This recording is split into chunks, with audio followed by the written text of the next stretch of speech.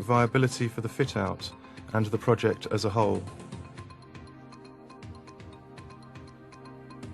A Fermacell partition only 125 mm thick provides up to 64 dB airborne sound insulation, together with a fire resistance of 90 minutes. This compares to a solid masonry wall 270 mm thick, giving just 53 dB. These thinner, space-saving Fermacell walls mean greater usable floor area. In commercial projects, this often means significant cost savings for developers and design and build contractors. Dry lining can be used in all parts of the building, from the basement or cellar to the attic, and for ceilings, walls and floors. Because of the strength of Fermacell, it can be used to create load-bearing partitions, as well as providing racking strength.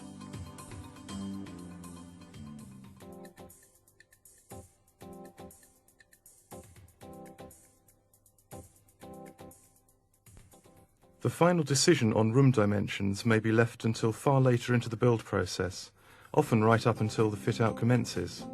Room layouts may be subsequently changed, for example in change of use, with minimum disruption. Fermacell provides a complete technical service for developers, specifiers and contractors, from initial design through installation, including training, to maintenance in service. A wide range of standard construction details can be supplemented with bespoke designs to provide a tailor-made application. Using a speculative office as an example, the following steps demonstrate how high-performance partitions can be created using simple, cost-effective construction methods with Fermacell. The location of the studwork is transferred from the plan to floor using a chalk line.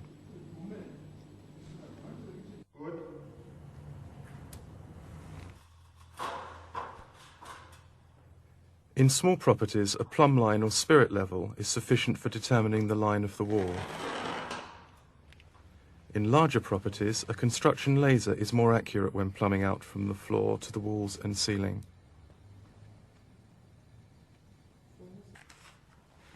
Doorways and any special framing requirements are marked on the floor at this stage.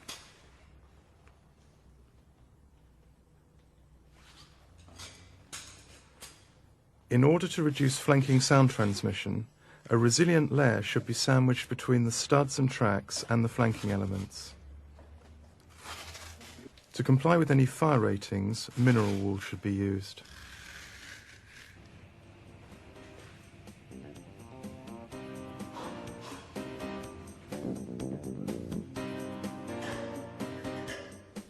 At this stage, the U-channels, also known as sole plates and head tracks, are fixed to the floor and ceiling using frame anchors.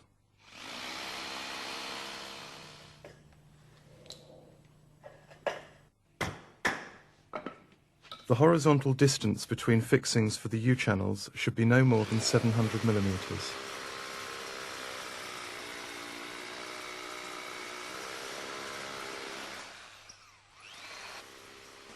The vertical centres between fixings for the C-studs at the flanking walls should be no more than 1000 millimeters. These distances must be reduced if the wall to which the studs are to be fixed is uneven. Where separated studs are used, two parallel U-channels are fixed to the floor and ceiling to form horizontal guides for each of the two rows of studs. The remaining vertical studs can now be fitted.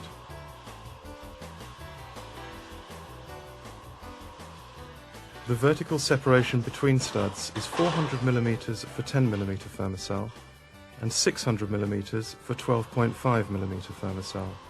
When using Fermacell one-man board, studs should be spaced at 500 mm centres. Initially, the vertical studs are set out approximately. Accurate alignment occurs when the boards are installed. The U-channels and C-studs must not be fixed together. It is important that the studs float freely within the channels. The C-studs should always be cut short of full height by 5 to 10 millimeters. This way, tight construction tolerances and subsequent movement can be accommodated. Doors can be inserted at any point in a Fermacell wall. If particularly high levels of sound insulation are required, the door frame should be filled with insulation material.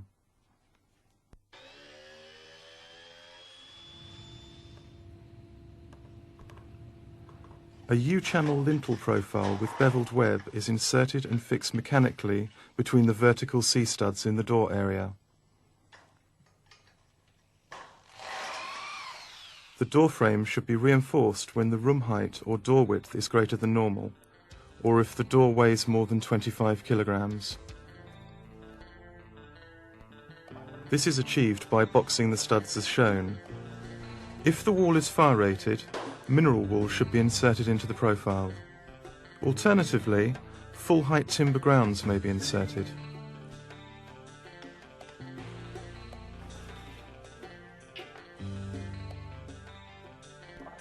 Or a proprietary door reinforcement kit may be used. These profiles are fixed to the slab using steel angle brackets.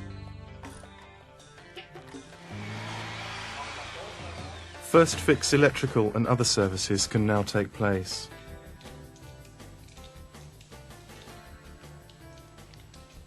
In washrooms where sanitary fittings are supported by the partition wall, the construction consists of separated 50mm studs. These are fitted sufficiently far apart for the pipes to be installed in the cavity.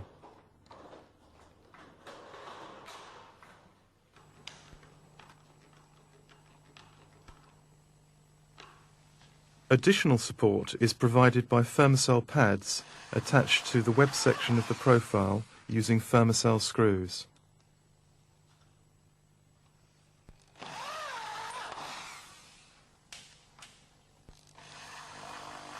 The Fermacell pads must be positioned immediately above the load-bearing uprights of the sanitary equipment support frames. The studwork and framing is now complete. The next section demonstrates a single layer application using our 1S11 partition as an example. Fermacell boards are fixed vertically to the studs.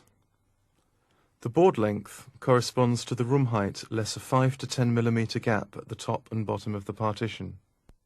Because of the density of Fermacell, the boards must be fixed using Fermacell self-countersinking 30mm screws. Standard drywall screws are not recommended. The boards are only screwed to the vertical studs and never to the horizontal channels. The screwdriver must have a head speed of at least 3,500 RPM. When fitting the board, ensure the correct spacing for the studs is maintained. Marking the centre of the panel makes it easier to find the studs. The vertical distance between fixings should be no more than 250mm. However, this may vary according to construction, so check our instruction manual for details. Jointing the boards with Fermacell joint stick adhesive is fast and strong. Fermacell joint stick adhesive is applied to the edge of the fixed board as a 3mm continuous bead. The homogeneous composition of Fermacell square-edged boards is particularly suited to this jointing technique.